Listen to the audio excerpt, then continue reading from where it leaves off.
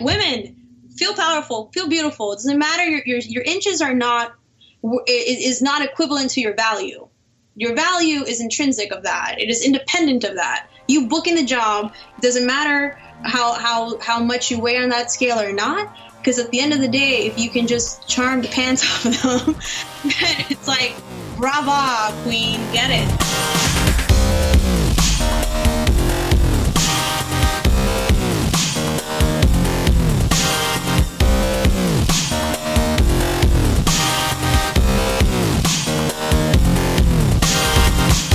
You're listening to Inside Acting, a podcast dedicated to demystifying the inner and outer game of success in the entertainment industry. I'm Trevor Algott, and coming up in episode 281, the second half of my kick in the pants conversation with actress, producer, stunt performer and coordinator, and champion for diversity in the arts, Michelle Jubilee Gonzalez. I know you guys loved part one. We've gotten so much great feedback about part one, and part two is even better. Michelle shares her race the clock strategy and a few tips on how to calibrate yourself for a kick-ass day, the philosophy that drives her diversity work. She shares some really good book recommendations and talks about why, if you're not having fun in this industry, you're doing it wrong. Stay with us.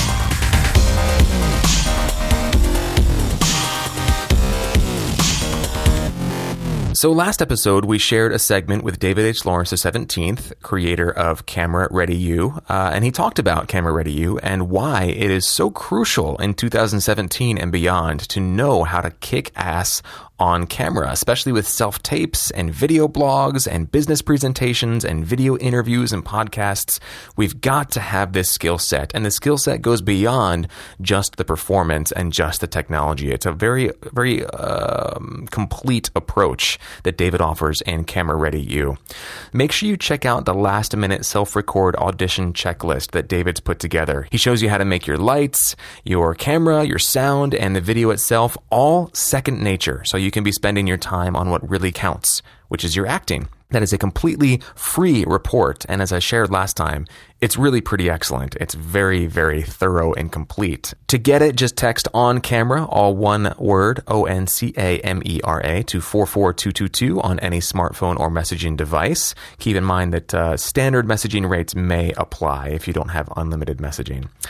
So, Camera Ready You. What will you learn in this course? Well, you'll learn how to set up your lights, your studio, your camera, your mic, how to self-tape yourself on camera, self-tape yourself, how to master business presentations, video podcasts, interviews, online instructions and lessons, marketing videos, how to walk the red carpet, and more. You're basically going to learn how to shine on camera, how to be a star wherever you are. Now, if you don't know which camera to use, or you don't know which lav or boom mic to buy, if you don't know what to do with your hands or your eyes, if you don't know what to sit or stand, all that stuff is huge for me. I personally am very self-conscious being on camera or being the focus of attention, and hands and eyes and sitting and standing are big ones for me.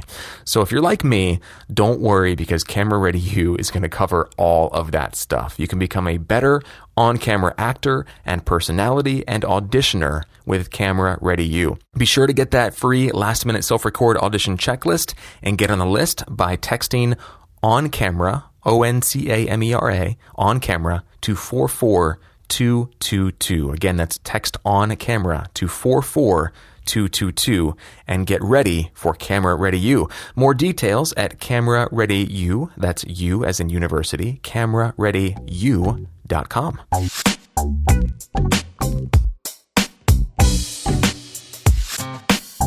All right, guys, welcome to episode 281. AJ and I are recording separately today, but he did send me a few segments to feature here on the show, so I'll play those in just a second. Just a few quick announcements before we get started.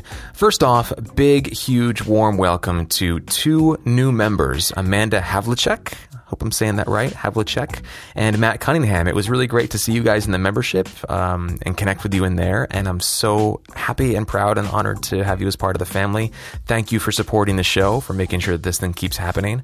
Really appreciate it, and welcome, guys. Also, The next LA Actors Tweet Up is happening this coming Monday, June 26th at 7 p.m. at Busby's East. Now, Ben Whitehair and Carrie Daniel, they're the co-hosts of the LA Actors Tweet Up, which has been happening for years, and they are personally inviting all LA-based podcast listeners to this free event. Again, Monday, June 26th at 7 p.m. at Busby's East in LA. They're going to be hosting Emmy-winning editor and director Kabir Akhtar. He currently works as an editor, director, and producer on the show Crazy Ex-Girlfriend, and has also worked on the shows New Girl and Arrested Development, among others. So it's going to be a pretty epic and informative evening. It's going to be great for actors, great for filmmakers, great for producers, great for editors, great for anybody really who's in the industry. It's a great place to meet people and build relationships, and I know having Kabir there is going to it's just going to set a great tone for the evening. So again, starts at 7 p.m. this coming Monday, June 26th at Busby's East in LA. Ben and Carrie just ask that you go to the Tweet Up website, that's laactorstweetup.com, and join the email list so you can get important event information and the RSVP link. Again, the entry is free, but it's important that you stay on the list in case anything changes last minute and RSVP so they can get a head count. So hope to see you guys there. Again, Monday, June 26th, 7 p.m., Busby's East, the LA Actors Tweet Up with special guest Kabir Akhtar. Be there or be square. Third and final announcement for this episode, I'm going to toss it over to AJ to give you the details on this. Jasmine Bristow, our former director of PR, has graciously offered to deliver a mid-year goal-setting session to coincide with our Q2 review, which is the episode that we will be releasing next week. It's going to be on July 1st, which is a Saturday during the day, so hopefully more people can make it. This is going to be open to everyone, non-members and members alike, and we are still working on locking down a location for that, but I wanted to make sure people could mark their calendars now in advance of that. Very, very cool. Love, love, love Jasmine. She has done a lot of the emotional intelligence work that AJ and I have done, and she has such a warm, encouraging, but firm, no BS approach to integrity, to goal setting, to facilitating results in people's lives. She's a very talented, very gifted coach, and I'm really proud to be partnering with her on this. So that's coming up. More details coming soon. Also, be sure to check our website, our newsletter, our social media and stuff for all the details on that. But save the date, July 1st. Probably going to be late morning, early afternoon, and probably going to be in Culver City, although we're locking down the details now. But very excited about that. As far as updates go, I'm going to toss the mic back to AJ here. He's got some pretty cool stuff to share this week. So I'm sure someone else has come up with this, but I was thinking about how we always talk on the podcast about positivity, and you know that phrase, that saying that people have sometimes, the struggle is real? It's become this sort of anthem for millennials, our generation. I don't know, it's like this funny thing like, oh, struggle is real. And yeah, sure, I know it's mostly joking, but sometimes people mean it in earnest. Well, I was thinking about all the things that were going on in my life and Trevor's life, and I wanted to, impart that, sometimes it's just about hard work all the time, and you really got to do what you love and love what you do. And all of a sudden, what popped into my mind? Well, I was like, the struggle is real, but really I'm just hustling, so I'm going to change it up, and maybe we'll start saying, the hustle is real. That's right, the hustle is real. Not the struggle is real. Who knows? Maybe it'll catch on. Maybe it's cheesy. Maybe I'm talking out my butt, but I think it's cool. So, speaking of hustle, that's why it came to mind. These last few weeks have just been a constant, crazy whirlwind of work. Obviously, being full-time now at my job is really challenging. And every sort of extra minute I get is spent reading scripts, going to workshops, working the side hustle, and, doing my best to also foster a relationship, a romantic relationship. So, people, I feel like this generation is constantly talking about we're the busiest ever, like the busiest generation. And I guess my biggest takeaway from all of this is that there is always time. There's always time. You always have time. It is something that you simply must give to yourself. I think we take a lot away from ourselves, a lot of time away from ourselves via, be it, social media, but, unconsciously swiping on our phones, working on the sort of lower leverage items, going all the way back to, I think it was Mark Atterbury talking about like people like to have their dreams scratched. Sometimes it's easier for us to do these little tiny things and think we're moving toward our ultimate vision when really we're just doing these things to avoid doing that. There's this really funny episode of the British comedy show called Black Books where the main character is doing his taxes and he keeps stopping to do everything else but his taxes, including fold all of his socks, make a suit out of newspaper or receipts or something. Just constantly, finding some distraction here or there so that he doesn't actually have to, deal with this big rock that he gets to work on. And I've been lucky enough to have a lot of auditions lately, putting myself on tape constantly. Big shout out to Ben Whitehair for helping me with that as well, supporting me with that. And between the auditions, workshops, and all this stuff, yes, it's challenging, and yes, it feels like there's very little time, but I'm also surprised. I keep getting through week after week and going, wow, there was enough time for all of that, even when it looked like there wasn't. So I guess the message here, in addition to the hustle is real, is you have time. You have time. You just have to give it to yourself. When I was growing up, little story time here. When I was growing up, we had a couple books. You've probably heard of them. They're called Life's Little Instruction Manual. They're written by a guy named H. Jackson Brown Jr. There's 3 books, I think, but the first 2 I remember being the sort of best ones. And they're just a collection of tiny little, like 1 or 2 sentence antidotes. And we had those kind of laying around the house as I was growing up. And so I was always reading them. They'd just be around. And this is before, the internet and before iPhones and stuff. So we actually talked and read books and watched TV together and ate meals together and things like that.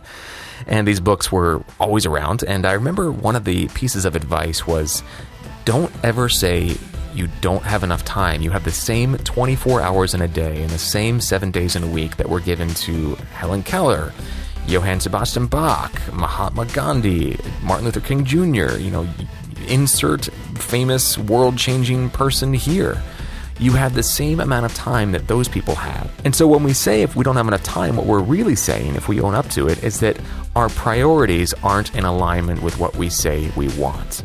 And so a very happy and welcome reminder, and that it actually ties in perfectly with the theme for the second half of this chat with Michelle, because she talks very much about leveraging your energy and kickstarting your day powerfully and intentionally, and that's her language, man. That's how she rolls. The results and her energy, it all speaks for itself.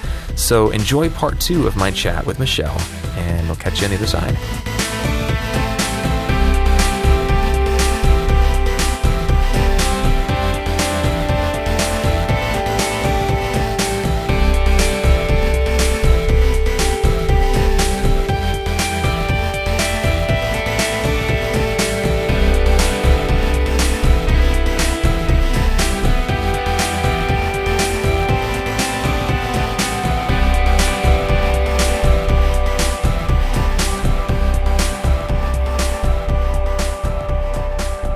So many things that you do, but I'm a morning person myself, and it sounds like you are as well.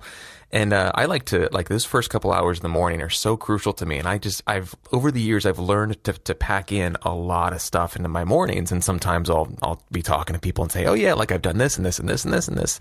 And they'll be like, I'm exhausted just thinking about that. And I find that I hear that a lot. And so I'm curious from your perspective, if someone said that to you, like, Michelle, I want to have kind of what you have, but I can't just like go from 0 to 100. So where would I start? What one thing could I put in place today? What would you say to them? What a wonderful question. I think it is conditioning like anything else. You don't just go from not lifting weights to lifting 200 pounds like overnight. So everything is progressive. If you're not a morning person, find out what time you do wake up. Like if there are people wake up at 11 in the morning, I'm like, holy crap, that's half the day gone. Yeah. Because people who could answer the phone and help you out and connect you to what you need, you've now depleted that resource to 60%. So can you compromise with your sleeping hours and get yourself on a schedule that works more in alignment with the people who you need to be in touch with?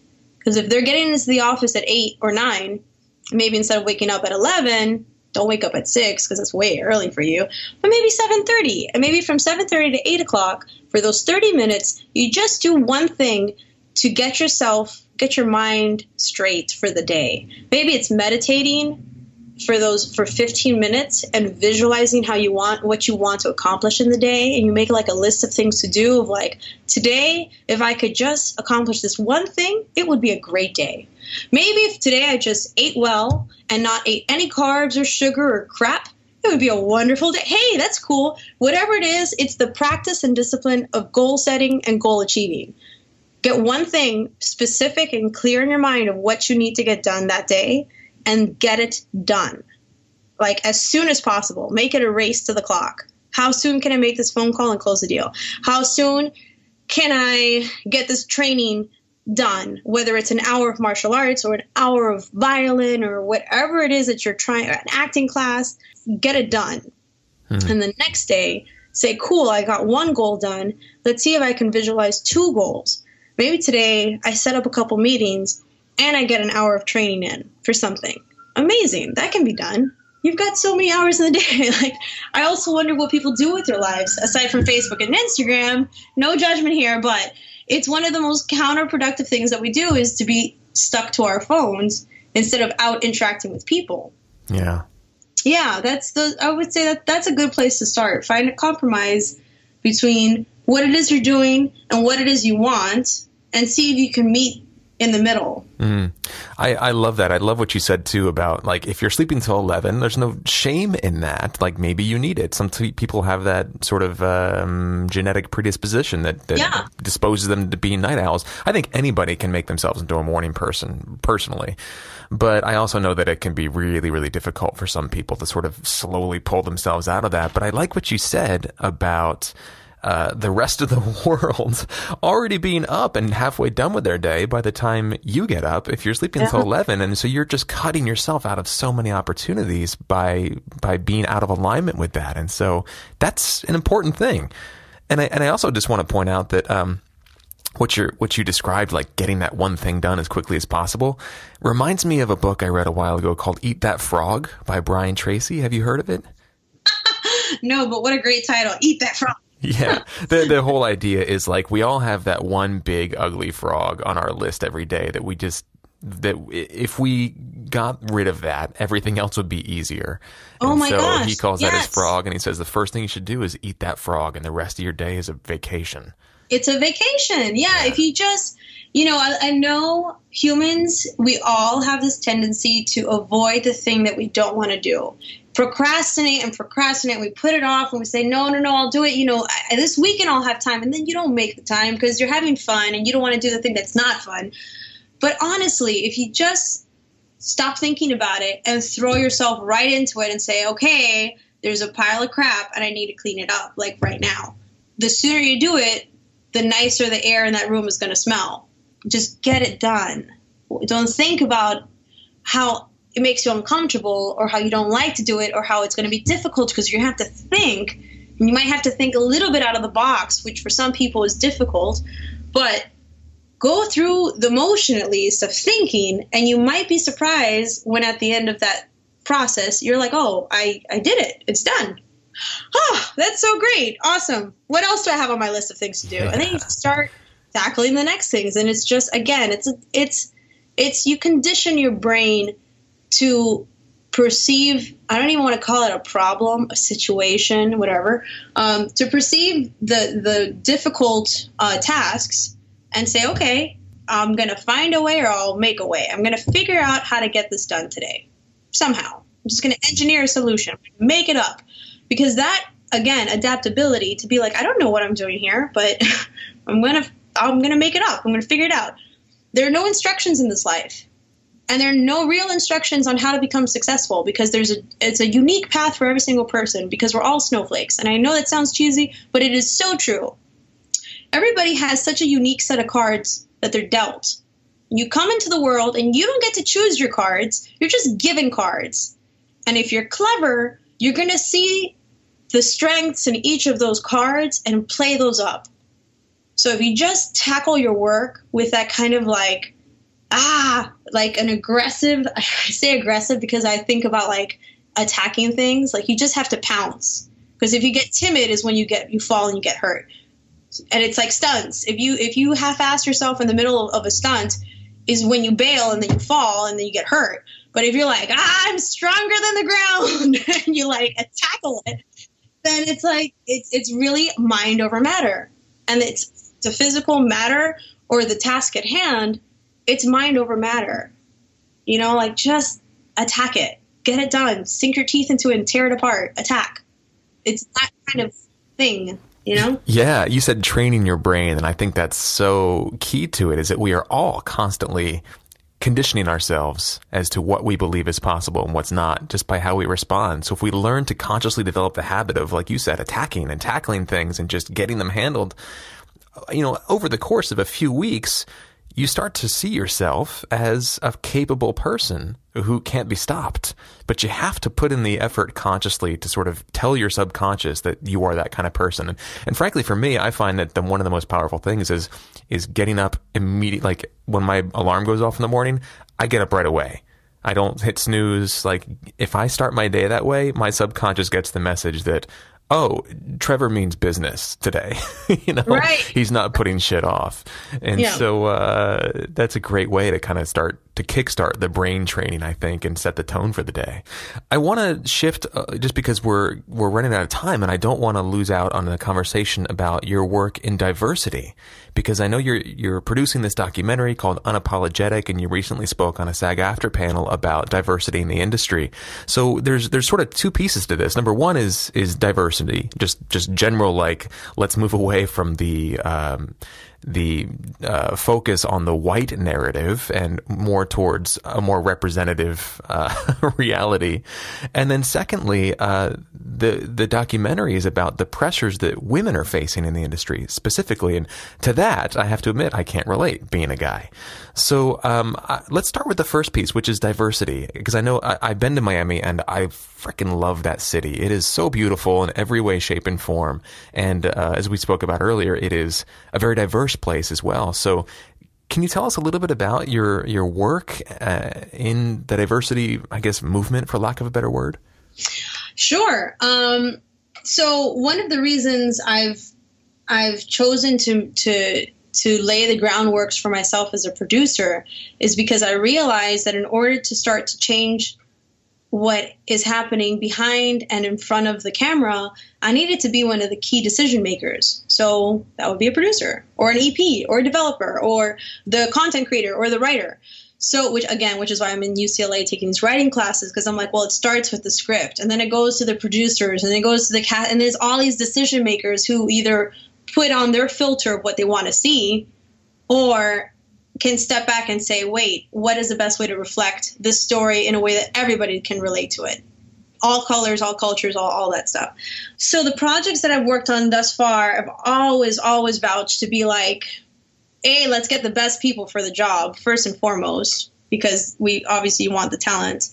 And B, if we can include more of everyone, then it's just going to be a balanced team. Because everybody has, again, those strengths and weaknesses. Like, you see things from your culture that I don't see. You see things as a man that I don't see, because we're men and we're we have a different lens on life. And that's so valuable when it comes to filmmaking and producing, because I need your insight as a man, and I need your insight as an Indian, as an Asian, as an African American, as a Latina, as a disabled person, as a little person, as a big overweight person. I need everybody's insight, because art should reflect life. Art often reflects life, and when it doesn't, it excludes the people who are supposed to be enjoying it.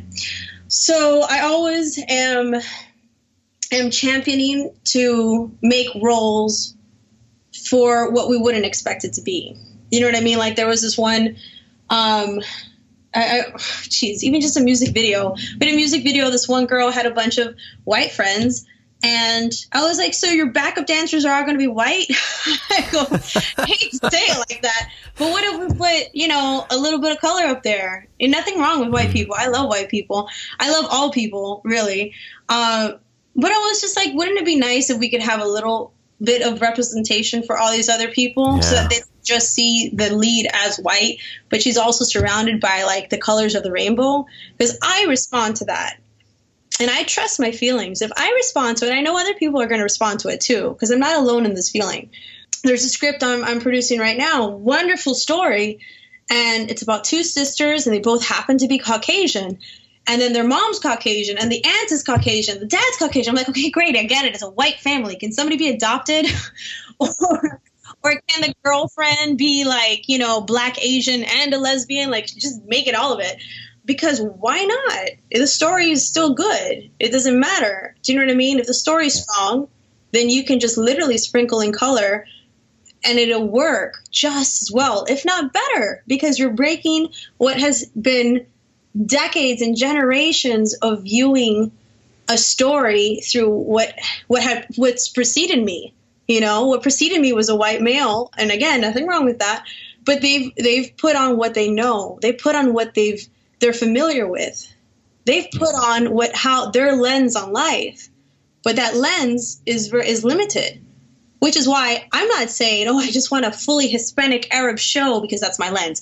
No, my lens is like, I shattered my lens. I'm like, let me see everything. Let me see everyone. Let me put everybody I can in there, because I think that's so much more interesting. A good example of this is like Aziz Ansari in Master of None. Brilliant. He's so brilliant. He did an episode in season 2, and he had 3 deaf actors carry on a scene, and it was so brilliantly shot and performed, and I have not seen another show that has used a deaf performer. That's just an example of storytelling, like, taken to the next level. I applaud Aziz. I admire his work so much, and I would love to be on the same level of that kind of creative inclusiveness, to be part of that change, to be part of that diversity that we start to see how our world is represented on the screen. Yeah. We have such a huge responsibility as storytellers to the way I think of it is that culture, right? This collection of myths that we all have about how people should be in the world. Everything from how we behave when we're confronted with a difficulty, all the way up through how we treat our animal cousins and our environment and our ecology. It's like all of that, the only way that's transmitted from one generation to the next is through stories.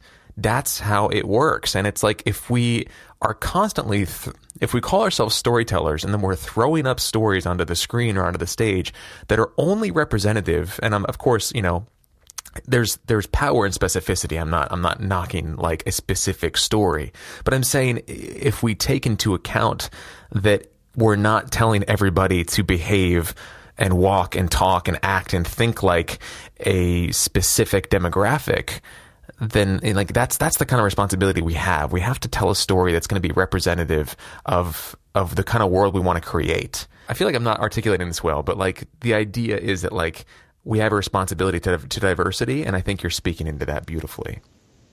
And I want to be very cautious about saying, oh, well, a white male has been making the decisions for so long. I mean, that's just a fact.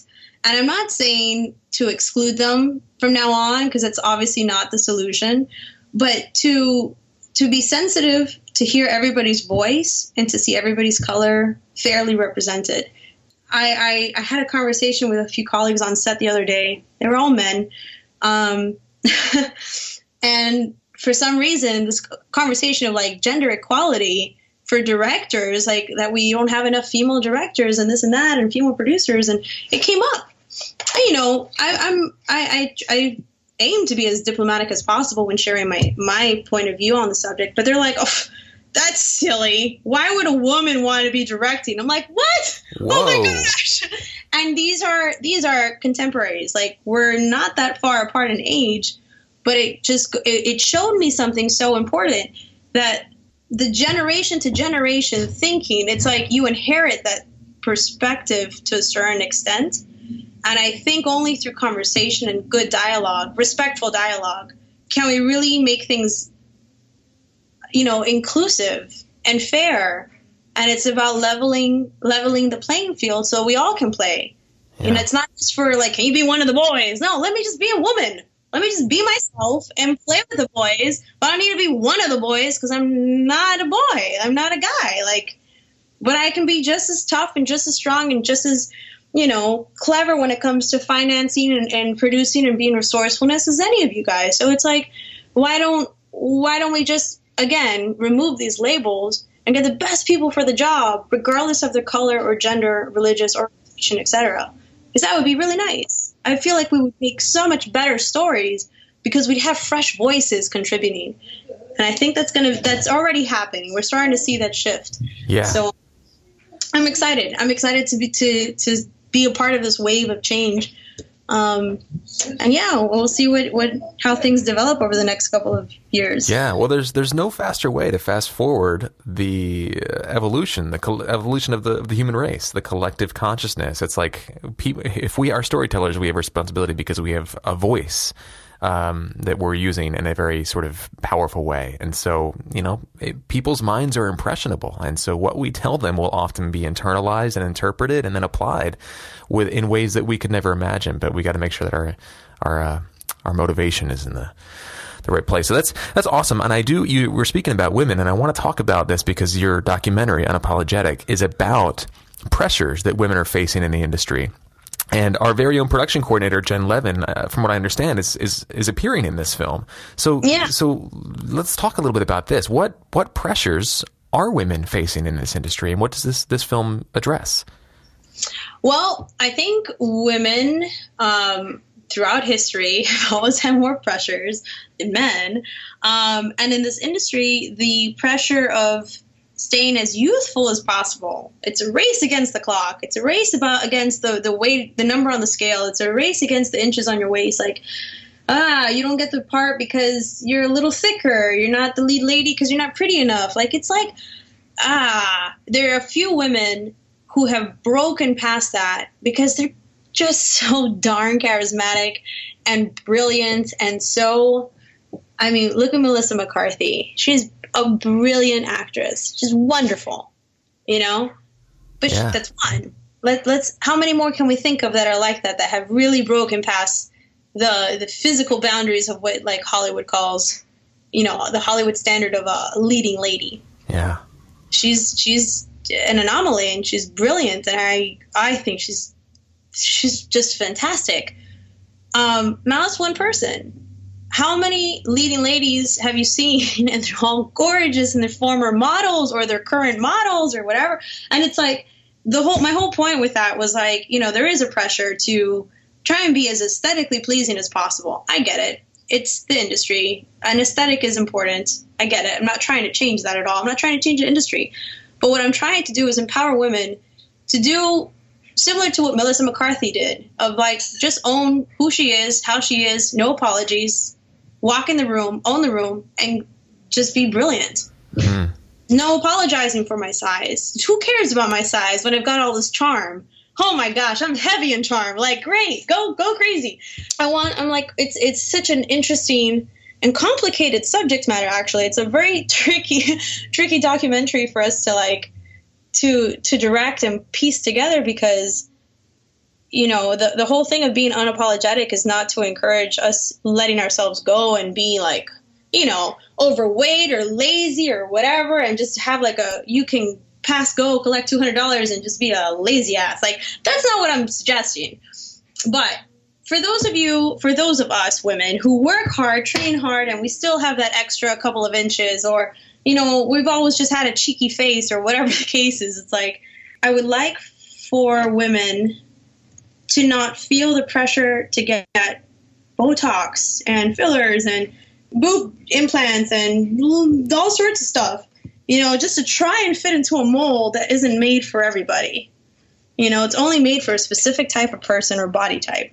And I feel like that kind of exclusivity, it does just that. It excludes people from participating.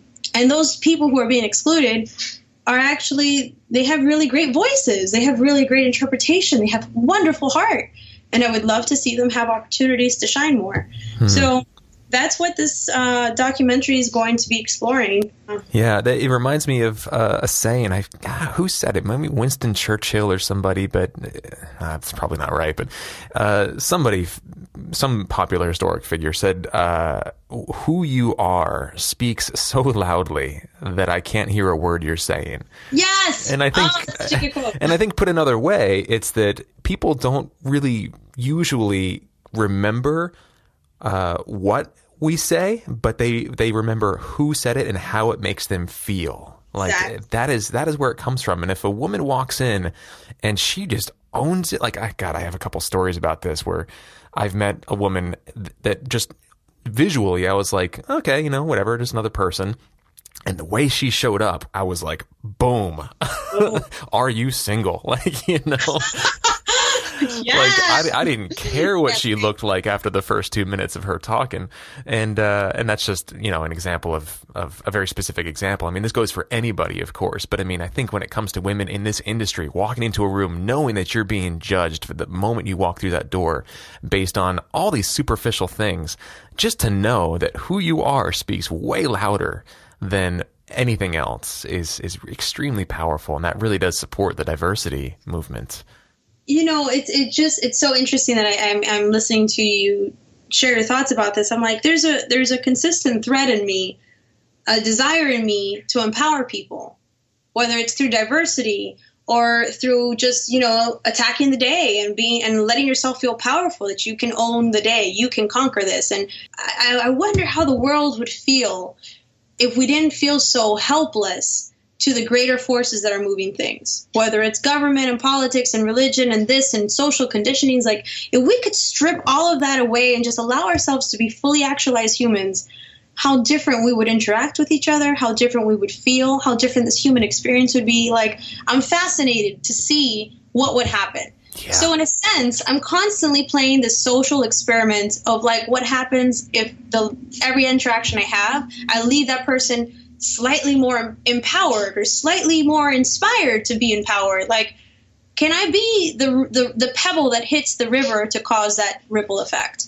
So the documentary is just like a blip on my radar of like what my purpose is on this planet.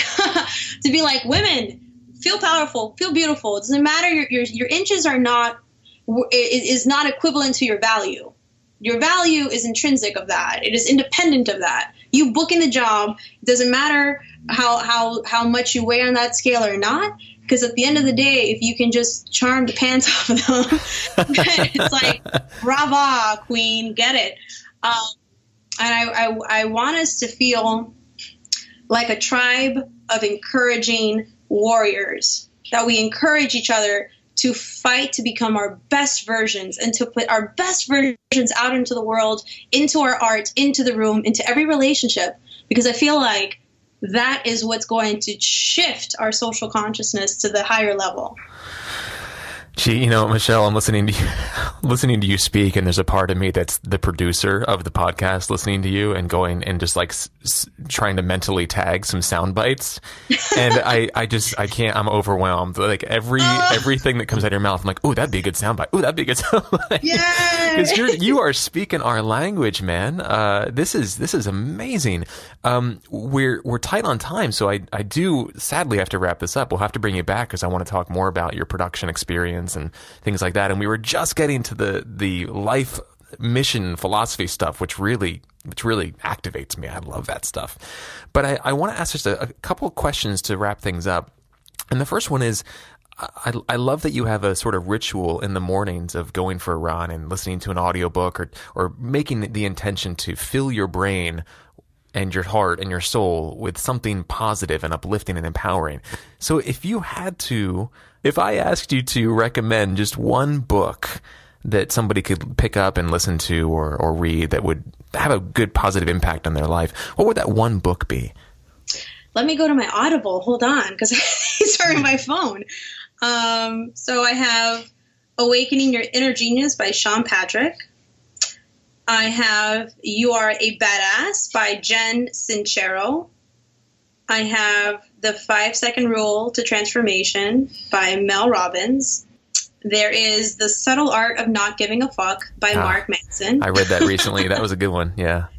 I mean, there's such a power in saying, you know what?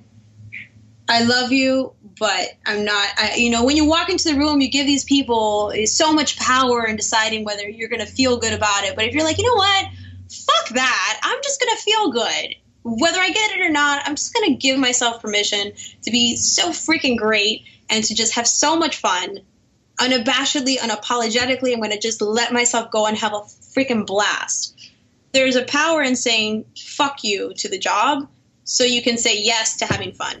Yes. Because that changes everything. So yeah. So those are a couple of books that I have on my Audible that I put on my, I listen to it while I'm running. There's also The Like Switch by Jack Schaefer and Marvin I can't see it. Carlin, I think. Those are a couple that I have on here. And what else? Deepak Chopra, Affirmations in the Morning. He's got that's on my iPod. That's different. This is my phone, my Audible. But yeah, I mean, just go on Amazon or Audible or whatever and look up self-improvement books and find the ones that have the best ratings and what people are saying about them in the reviews and just download them. It's money well spent. Yeah, because it's an you're going to hear investment. stories. Yeah, you're going to hear stories that are going to hopefully trigger something in you to be like, oh man, just that one thing. And then all of a sudden you think about it all day and it shifts the frequency of how you approach your day, your work, yourself. You know what I mean? Yeah, that $15-$16 a month or whatever it is for the basic plan could be worth millions of dollars in a year or two for you if you really apply the information.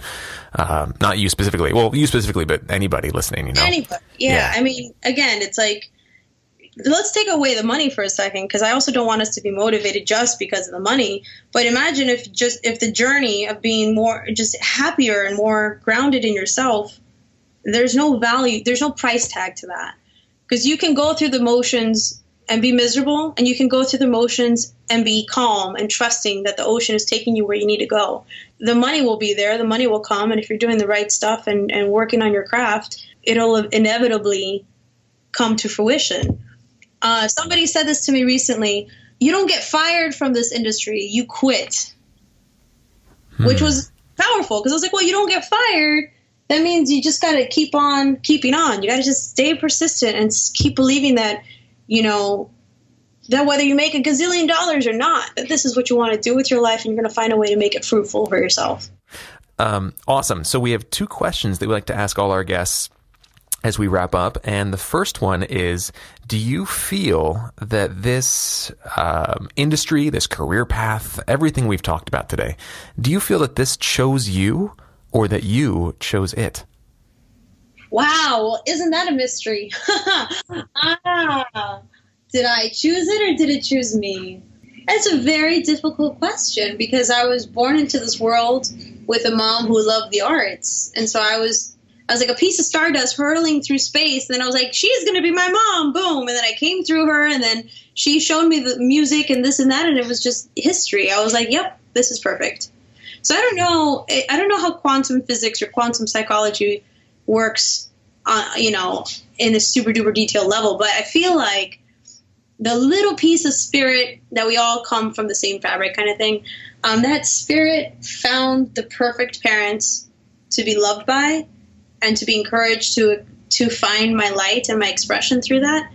And I feel like it's 2 things. I feel, and I know in my heart, that it doesn't matter how much money I make or how little I make, that I really all I want to do is this industry and every aspect that I get to play in this industry, whether it's voiceover, stunts, producing, acting, music, composition, whatever it is. I just want to be with this really uniquely awesome community of storytellers. I feel so at home. I feel like it's my tribe. I feel like I've known people forever. And that is what I want to enjoy for the rest of my life. It's kind of tricky. Did it choose me or did I choose it? I feel like we chose each other. You know, it's like you go on this journey looking for your soulmate or your soul career. And I feel like this is my soul career. Like I've been looking and training and studying. And when you're like, oh, this feels like home, that embrace of like, hi guys. Hey, it's 5 a.m. We're going to have a great day. Woo! Like that embrace feels like I found my true love in that sense. You know, not like a romantic sense, but like, yes, this is home. This is my artistic home. Yeah, that is absolutely beautiful. And our last question is, if you could take everything in your life, everything on this journey specifically too, and condense it down into one nugget of wisdom or advice to pass along to somebody who is also walking this path with you, what would that nugget of wisdom or advice be?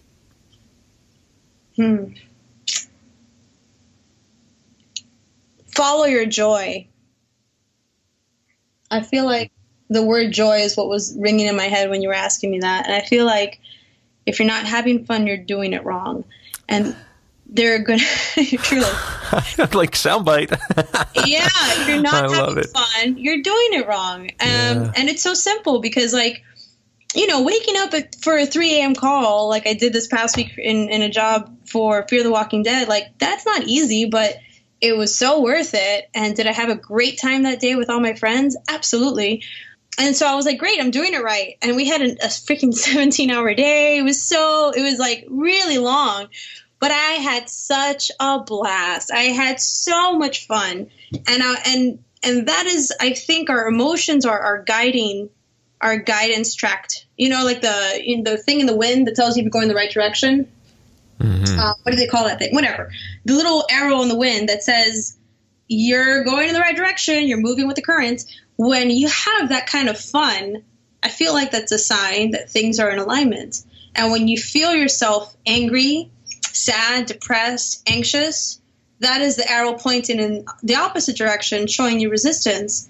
So that means either you're moving in the wrong direction or you have to find your alignment to find the way to make it fun. Like, yeah. Remember, I was like, hey, I used to do homework and I made it a game. I tried to make it fun for myself. So that thing of finding the joy and following your joy, I think, is everything. Because you can have all the money in the world, and that doesn't make you a happy person. You can have all the liposuction in the world and be super duper beautiful and look like a freaking Barbie doll, and you still won't be happy.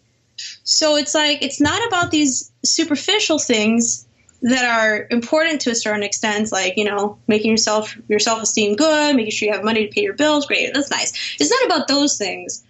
This life experience, I think, is about finding the joy and discovering our light and our expression, however that is. Some people express themselves through legal talk, and they're freaking brilliant lawyers. There's some people who express themselves with the care of stitching your tendons when they have to do reconstructive surgery, and that's how they express themselves. So it's like, find the thing that lights you up and attack it with so much joy and so much love and just go fiercely into that, because then your journey is just a beautiful roller coaster of awesomeness. And we're all going to go to the same place. We're all going to die. So at least enjoy the journey as much as you can.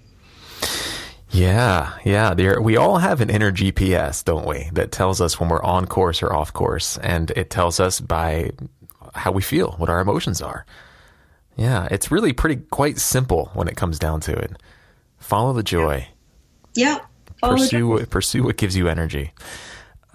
Michelle, this has been absolute pleasure. Thank you so much for taking the time to share this with us. I cannot wait to get this out to the community, because I have a feeling that this conversation is going to inspire a lot of people to make big changes in their lives, which is going to just lift the consciousness and the vibration of the entire human race. And I know that sounds like a really grand statement to make, but that's literally what I feel right now. I am lit up by chatting with you. So thank you for sharing yourself. Your spirit is absolutely gorgeous, and you're doing awesome stuff in the world just by how you are choosing to be every single day. So thank you. Thank you. Thank you so much for having me. Yeah. If people want to connect with you online, I know that you're on a few of the social media sites. Where can people go to find out more about you and say hi? Easiest way is just look up Michelle Jubilee. That's my handle on everything. So facebook.com/Michelle Jubilee, Twitter, Instagram. Those are like the main ones that I use. I think that's the easiest way, Michelle Jubilee. Okay, great. We'll have links to all of that on our website so people can connect with you and say hi. And again, Michelle, thank you so much. This has been a real pleasure and honor. Awesome. Thank you so much, Trevor. I hope you have a wonderful weekend and look forward to the next one.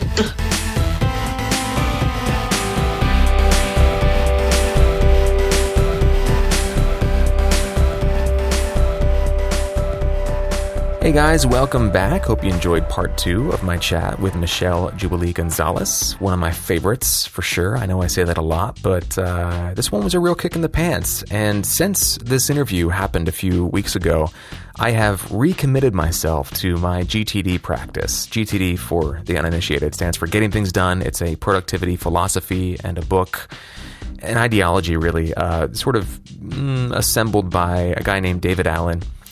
That combined with some of the stuff I learned in Evan Pagan's course, Wake Up Productive, around energy cycles and, the first few hours of your day and things like that. I've really approached that aspect of my life with a lot more intentionality. It's interesting, if you think about it and we each take a look at our lives, we can always see what's important to us based on our results. Like, results don't lie. We can talk one game and then live another game. And sometimes it can be tough to acknowledge that. As I said before, it can be a tough pill to swallow. But if you can close that gap between what you say you want and what you actually act on and bring those things into closer alignment, there's a lot of energy to be found there. It's one of those like weird fusion things that once there's no more friction in that area of your life, things really start to take on a supercharged energy of their own. And I do believe that's one of the keys to happiness. It's just being consistent between your actions and your words and your thoughts. AJ, what is your pick of the week? All right, so my pick of the week is a little on the pricey side, but for what it can do, it's pretty awesome. And if you ever find a deal on it somewhere, I would highly recommend you not thinking twice and picking it up. I've been getting a chance at work to play around a lot with something called the DJI Osmo. Osmo Mobile, to be more specific. Now, DJI is a company that makes a lot of really high-end drones, especially drones that take video and of course, photography as well. But they've made this app-enabled gimbal for any smartphone, but of course, I've been using it with my iPhone, and it works really well with the iPhone and the DJI Go app that you can download from the App Store. And it has all these really cool features like motion time lapse and facial tracking, and allowing you to. One of my favorite features is that there's this little trigger on the back of this gimbal, and when you pull it, allows you to move the handle independently of the gimbal itself, and so you can actually get to the side of the camera. And if you walk straight, if you think about you being sort of parallel to the camera as opposed to perpendicular, as opposed to looking directly into the screen, if you're parallel to it and you walk straight, you essentially turn yourself into a dolly, and you don't need a 4-wheel, traditional dolly. You have this thing which allows you to also, basically have a steady cam. So it's all of these things sort of rolled into one. So yes, it's $300. It's a bit pricey, but for all our DIY filmmakers out there, it is a very cool tool, and so many films are now being shot on smartphones. I've been playing around with it so much. I'm falling in love with it. I don't make films as much as some of my, friends and some of the listeners out there do, and I still am thinking about picking one up because it's just so awesome, all of the different features that this thing can do. So the DJI Osmo Mobile. You can check it out. There'll be a link in the show notes for that. And one little caveat before I let you go, or not a caveat really, but one little note before I let you go. I just want to say this because if this comes to pass, I want to say I was there, and not that I predicted it. I'm sure someone else who's smarter than I am has predicted this, but I think that we are going to see in the credits of films very shortly, right around the corner, if it hasn't already happened, I think we're going to start to see the words drone pilot in the credits of feature films and maybe even television shows. It is becoming such an amazing way to capture footage, and I think if you are at all interested in drones, in flying them, racing them, using them for various business purposes, whatever you're doing, keep at it or get better at it, because I guarantee you we're going to start to see the words drone pilot in the credits of films. And DJI is one of the companies leading the way. Some of their drones are some of the best in the market as far as it comes to, filmmaking. So anyway, just throwing that out there, a little bonus on my pick of the week. I've seen a lot of these things around, and I agree. I love it. I think this stuff is really, really cool. We're in a very amazing time when it comes to artistic expression. The technology is enabling anybody, anywhere to express any story and do it really, really well and just let their creativity fly. Love it. My pick of the week is a TED Talk by a woman named Susan Cain. She wrote a book called Quiet, which I haven't read yet, but it's about the power of introverts. Introverts versus extroverts. And the TED Talk that she gives is sort of a summary of her book, although I still very much want to read the book. But I have to say, watching this TED Talk was kind of a breath of fresh air for me, because I am probably at least a 60-40 introvert to extrovert ratio. I like to be alone. I don't like to be lonely, but I like to be alone. I need to be alone and in a quiet space by myself, undistracted, to do my best work. And I need very regular doses of that alone time. When I'm in social circumstances or around people, I can only go for like 20, 25 minutes before I need to like duck into a bathroom and just like gather my thoughts and just be alone for a while. It's just the way I am. And I always thought I was weird. I love reading. It's one of my favorite things to do. And I've gotten a lot of flack over the years for reading so much. And I always thought I was kind of a weirdo, or that something was wrong with me, or that I had this big kind of problem in my life that I was born with that I had to work to overcome. And this TED Talk was really a breath of fresh air, because it not only did I realize by listening to what she had to say that I'm not alone, but that actually there is a lot of power in that, and that it does contribute to the balance in the world. Some people are naturally extroverted and they don't have the gifts that an introverted person has and can bring to the world, and vice versa. But I think it's interesting that she talks about how our culture is built around celebrating extroversion and sort of demonizing or at least looking down at introversion, when they're both very, very important. And I just did a little bit of research, looked at her website. She's got a whole movement based on this stuff. So very cool. Check out the TED Talk. It's called The Power of Introverts. Link to it is on our website, and it's really fantastic. All right, so that is the DJI Osmo Mobile device for your smartphone camera, and a TED Talk from Susan Cain called The Power of Introverts. That does it for episode 281, produced and co-hosted by me, Trevor Algott, and AJ Meyer. Jen Levin is our production coordinator, Gedali Gubarek is our marketing and web director, Deborah Smith is our community manager, Grace Gordon is our director of public relations, and Fern Lim designed our logo. Trevor Algott edited and mixed today's episode and composed our theme and interview music. You can sign up for our weekly email dispatch and listen to all of our episodes over at our website, insideacting.net. You can also find us on social media and wherever you get your podcasts. And if you've got a minute and you want to go ahead and help us out, leave us a review on iTunes. It really, really helps a lot. It helps us advance in the search rankings, and it helps other people find and trust that they're subscribing to something worthwhile. Big thanks to our sponsor, Camera Ready You, and a big thanks to you guys, our listeners. You make this thing happen. You are the reason for the season. Visit our website to subscribe to our weekly newsletter, Get links to everything we've talked about in this episode, and if you'd like, support the continued production of the show with either a one-time financial contribution, no amount is too small or too large, or you can become an ongoing contributor as part of our membership. Just visit us at insideacting.net to learn more and how, and to show us some love. We made it as easy as we can for you to invest in the future of this podcast, and every dollar that you send us goes right back into making a better show. Thank you so much to everybody who's contributed so far, and if you are considering contributing, thank you very much for doing that as well. That's it for episode 281 of Inside Acting. Thank you guys for listening. We'll see you next week, and in the meantime, the hustle is real.